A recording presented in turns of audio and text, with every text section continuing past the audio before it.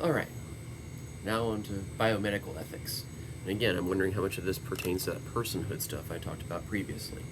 So last time we talked about animals. Now let's talk about people and how we treat them in a medical environment.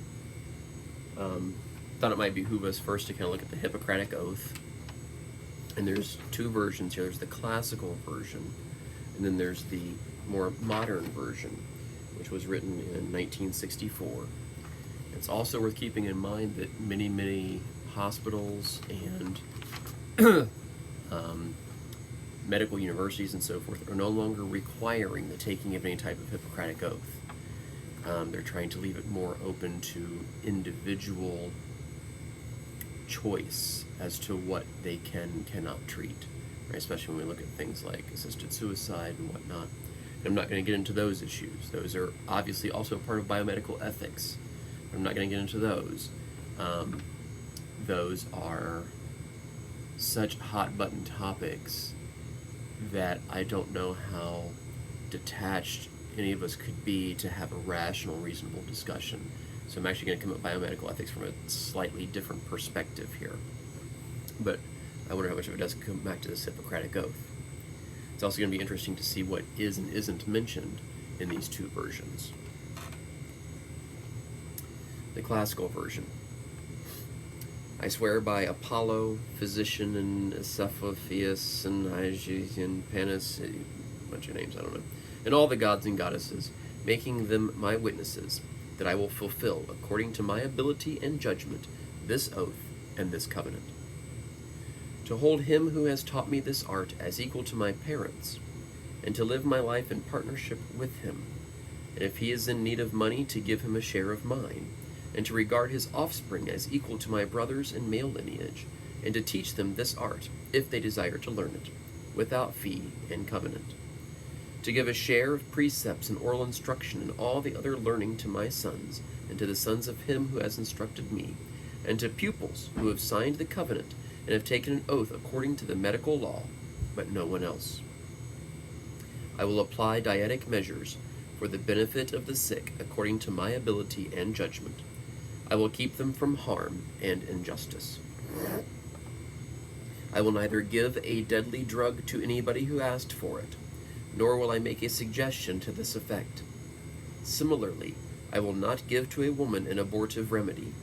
In purity and holiness I will guard my life and my art. I will not use the knife, not even on sufferers from stone, but will withdraw in favor of such men as are engaged in this work. Whatever houses I may visit, I will come for the benefit of the sick, remaining free of all intentional injustice, of all mischief, and in particular of sexual relations with both female and male persons, be they free or slaves. What I may see or hear in the course of the treatment, or even outside of the treatment, in regard to the life of men, which on no account one must spread abroad, I will keep to myself, holding such things shameful to be spoken about. If I fulfill this oath and do not violate it, may it be granted to me to enjoy life and art, being honored with fame among all men for all time to come. If I transgress it and swear falsely, may the opposite of all of this be my lot. That's the classical version. Now notice the classical version specifically references physician-assisted suicide. I will neither give a deadly drug to anybody who asked for it, nor will I make a suggestion to this effect. It also is anti-abortion. I will not give to a woman an abortive remedy. We also see here the beginnings of patient-doctor confidentiality. What I may see or hear, I will keep to myself, not just with regards to the medical treatment, but if anything else is confessed to the doctor, according to the classical version, they should keep that to themselves as well. So, I'm sorry, so-and-so, you have a sexually transmitted disease. Does your wife know? Well, no, because I didn't get it from her. I got it from somebody else. I got it from my mistress that my wife doesn't know about, but you can't tell her about it either, because you're my doctor and I said that in confidentiality. Interesting. Furthermore, I wonder, that seems to also preclude the doctor from then telling a spouse, for instance, the diagnosis of the patient, right? Sorry, so-and-so, you have this disease. You may die in the next month or two, and that doctor can't then tell the spouse. And so it's up to the patient themselves to determine the ethics of telling the spouse or not. Should they tell? Should they not tell? Right? Would they rather that the spouse treat them as someone who's about to die, or merely enjoy the next month or so and then they're gone? And it's up to the spouse to deal with it after the fact. Getting a weird glare off my glasses, so I'm still trying to adjust the light. I apologize. I may never get this right. Here's the modern version. There's going to be some major differences here. I swear to fulfill, to the best of my ability and judgment, this covenant. I will respect the hard-won scientific gains of those physicians in whose steps I walk, and gladly share such knowledge as is mine with those who are to follow. I will apply for the benefit of the sick all measures that are required, avoiding those twin traps of over-treatment and therapeutic nihilism. I will remember that there is art to medicine as well as science, and that warmth, sympathy, and understanding may outweigh the surgeon's knife or the chemist's drug. I will not be ashamed to say I know not, nor will I fail to call in my colleagues when the skills of another are needed for a patient's recovery. I will respect the privacy of my patients, for their problems are not disclosed to me that the world may know. Most especially, I must tread with care in matters of life and death. If it is given to me to save a life, all thanks, but it may also be within my power to take a life. This awesome responsibility must be faced with great humbleness and awareness of my own frailty. Above all, I must not play at God. I will remember that I do not treat a fever chart, a cancerous growth, but a sick human being whose illness may affect the person's family and economic stability. My responsibility includes these related problems, if I'm to care adequately for the sick. I will prevent disease wherever I can, for prevention is preferable to cure. I will remember that I remain a member of a society with special obligations to all my fellow human beings, those sound of mind and body as well as the infirm. If I do not violate this oath, may I enjoy life and art, respected while I live and remembered with affection thereafter. May I always act so as to preserve the finest traditions of my calling, and may I long experience the joy of healing those who seek my help. Notice this version does not specifically say you should not do things which bring about death. This merely says you need to tread lightly and be aware in issues of death. Interesting. Furthermore, it includes warmth and sympathy and understanding, and it includes the economic impact of the treatment on the family, which is really interesting. And I must remember that I am a member of I'm the member of a society. This is very utilitarian here, this modern version. So if I remember that I'm a part of a society, does that say certain things about whom I should treat and whom I shouldn't? I don't know. I had something I was going to write down, one of the other issues that came to mind. I'm sure I'll think about it as we go. So here's an example, and this isn't necessarily pertaining to the Hippocratic Oath specifically, or what a doctor should and shouldn't do, but this does have to do with medical ethics in an odd way.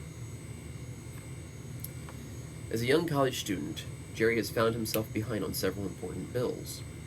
Faced with the reality of living without electricity, water, and gas, Jerry decided that drastic measures were required to settle his debt and establish economic stability until he finishes his college degree.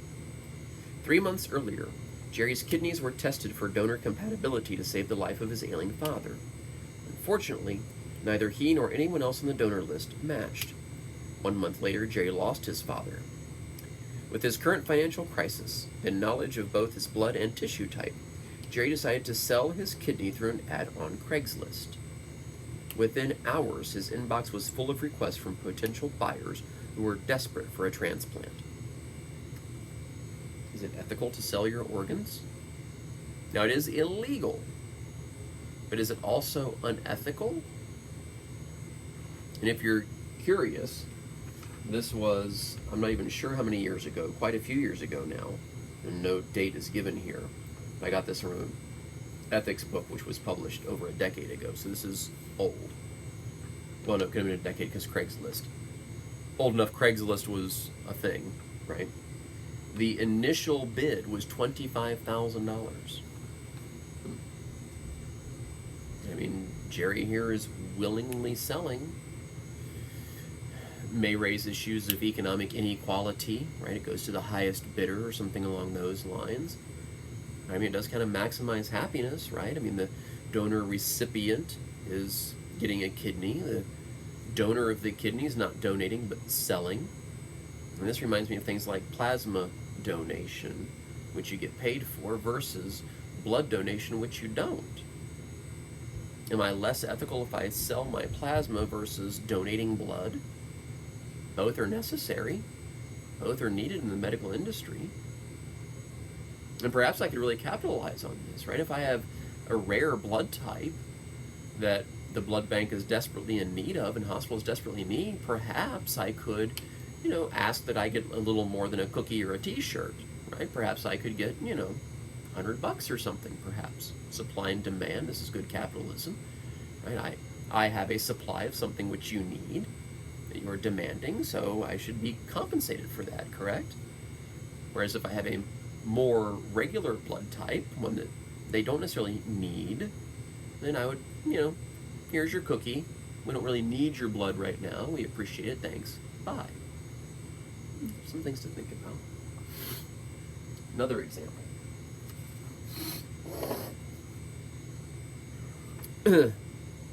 Phase 1 testing is often the most difficult to carry out because most healthy individuals are reluctant to take a new and untested medication that is not intended to cure them of anything and that may have potentially crippling or deadly side effects.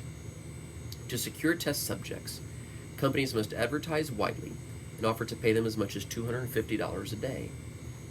Eli Lilly, however, does not advertise as widely and pays its volunteers only $85 a day plus free room and board, by far the lowest in the industry.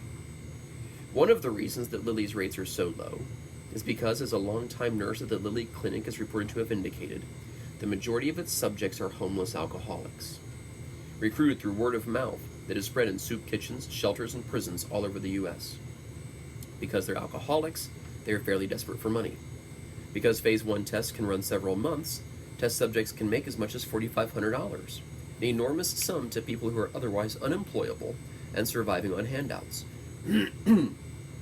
Interviews with several homeless men who have participated in Lilly's drug tests and who describe themselves as alcoholics who drink daily suggest that they are, by and large, quite happy to participate in an arrangement that provides them with easy money. When asked, one homeless drinker hired to participate in the Phase 1 trial said he had no idea what kind of drug was being tested on him, even though he had signed an informed consent form. An advantage for Lilly is that this kind of test subject is less likely to sue if severely injured by the drug. The tests run on the homeless men, moreover, provide enormous benefits for society. It's been suggested, in fact, that in light of the difficulty of securing test subjects, some tests might be delayed or not performed at all, if not for the large pool of homeless men willing and eager to participate in the tests.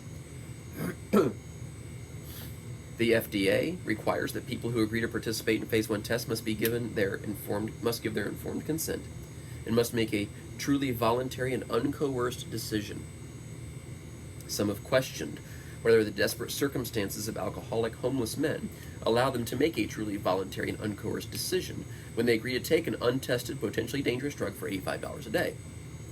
Some doctors claim that alcoholics run a higher risk because they may carry diseases that are undetectable by standard blood screenings, and that may make them vulnerable to being severely harmed by certain drugs. One former test subject indicated in an interview that the drug he had been given in a test several years before had arrested his heart, and they had to put things on my chest to start my heart up again. The same thing happened to another subject in the same test. Another man indicated that the drug he was given had made him unconscious for 2 days, while others told of excruciating headaches. In earlier years, drug companies used prisoners to test drugs in Phase 1 tests.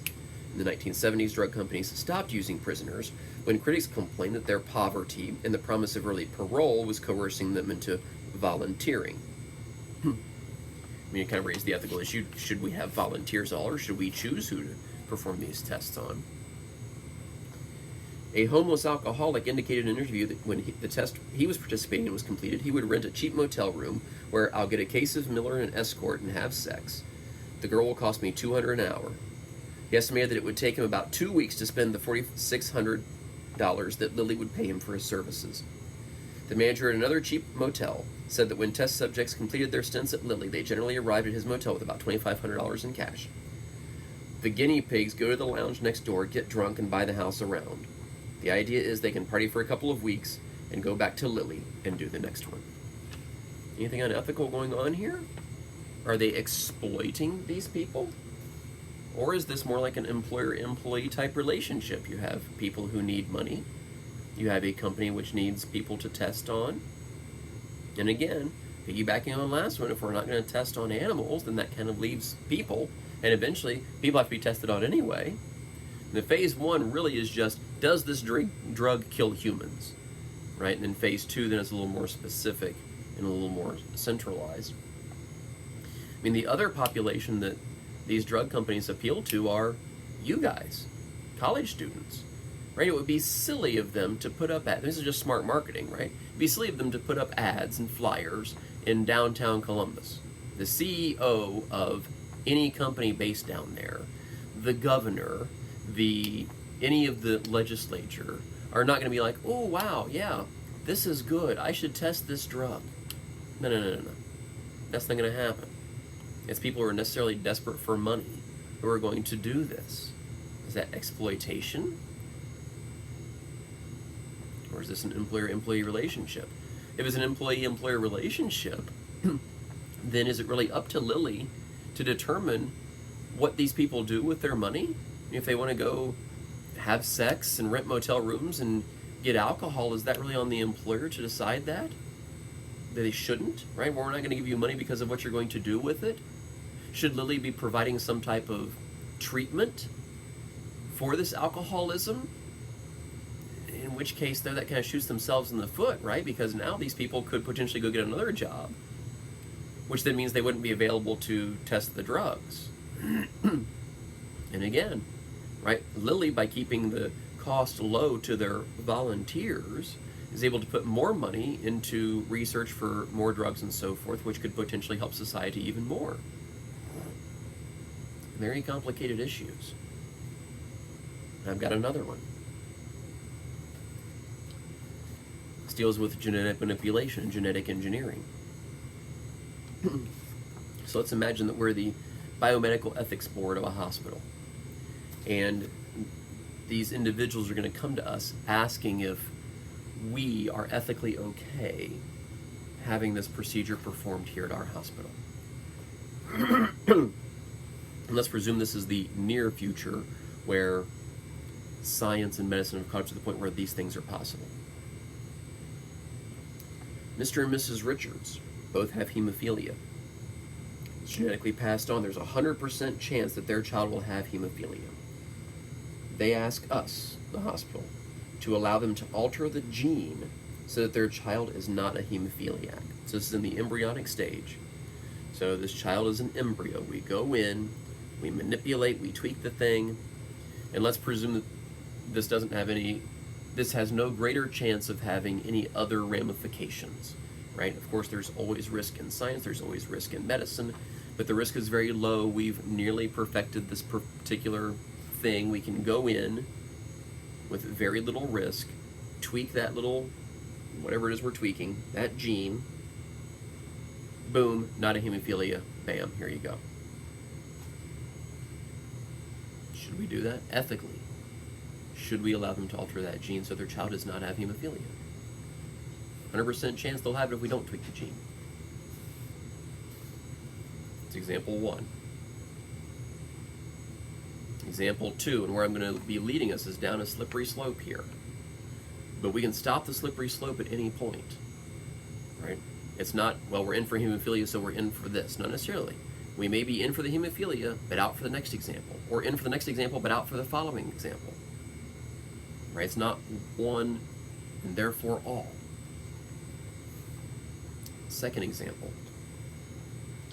Mr. and Mrs. Felton have a cluster of genes in their family that will make it more likely that their child will become diabetic later in life. They ask you to allow them to alter that gene so their child cannot become diabetic later in life. There's a chance that they'll be a diabetic. It's not 100% guaranteed, like the hemophilia example. Does that change things? And this is a different example. Hemophilia is different than diabetes. Third example.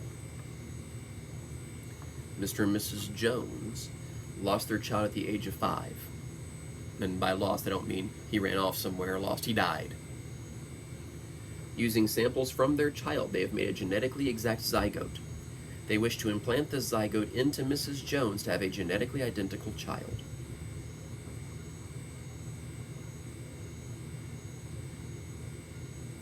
Some students in the past have been concerned about the psychological readiness for another child of Mr. and Mrs. Jones. Is that the hospital's responsibility to determine? Are we the parent police? No, I'm sorry, Mr. and Mrs. Jones. You're not ready to have a child, so we're not going to do this because of that. We don't give any type of parenting test to people who just come in and have natural births of any type. Sorry, you're not fit to be a parent. We're going to have to leave the child with us.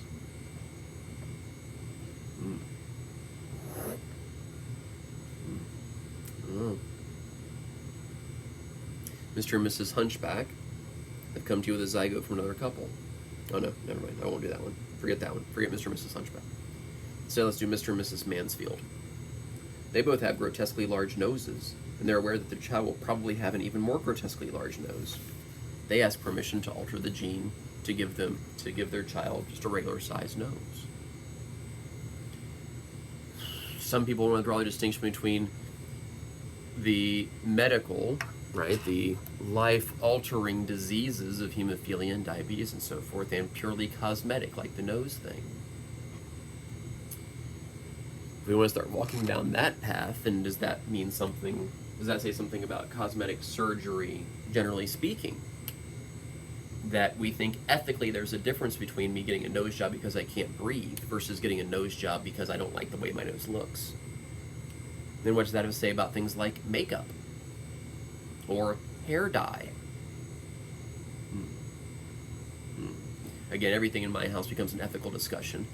So part of the reason I didn't like the beard, I relented because my wife begged me and it was a Christmas gift to her and so on and so forth. So that's why I had it for a while. Was because it's gray at the bottom. I don't like the two-tone look. I don't think it demonstrates to the world the way that I feel. So then the suggestion was made, well, you could dye it. Can I though? I'm an ethics teacher. Is that lying at that point if I begin dyeing my hair? Am I lying to the world if I apply makeup?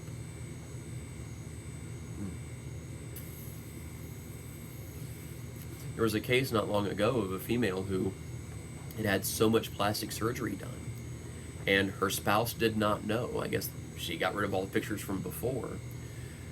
And then she became pregnant, they had a child, and this child looked nothing like either one of them. Instead, it looked like she did before all the surgery. Now you may say, well, wait, she should have told him. Well, should she have? Does she have an ethical responsibility? Do you have an ethical responsibility to tell your romantic partner all of the changes that you've made in your life? Or all the changes that you've made to your life? Oh, well, just so you know, honey, I used to wear contacts, but now I wear glasses instead. Just so you know, honey, I used to wear a lot of dark colors like brown and green, but now I've chosen instead to start wearing lighter colors. Honey, just so you know, I used to have a much more hideous nose, but I got some surgery and now it looks better. Just so you know, I used to suffer from depression, but I got some help and I'm better now. How much should we be divulging? I don't know. Again, I think about things like dating and so forth, right? I mean, again, what if on your first date you just came with all of your issues? Like, oh, here's all the stuff, right? Baby pictures and all that. Here's what I used to look like. Here's what I look like now. Here's all the mental issues I struggled with. I'm better now. Here's all my family issues. Here's all my baggage. Are you in for date number 2? Or is every first date a bit of lying or acting? Are interviews a bit of lying or acting? Or you come in as the best you come in as your ceiling. What if you went in as the floor? This is the worst it's going to get. Do I still have the job? Because only about 1 or 2 days a month maybe will it be like this.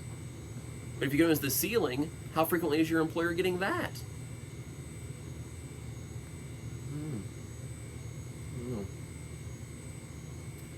So these are the kind of the biomedical ethics issues that I think are interesting, and especially with regards to the genetic engineering thing, because that's happening. That's coming down the pike very, very soon.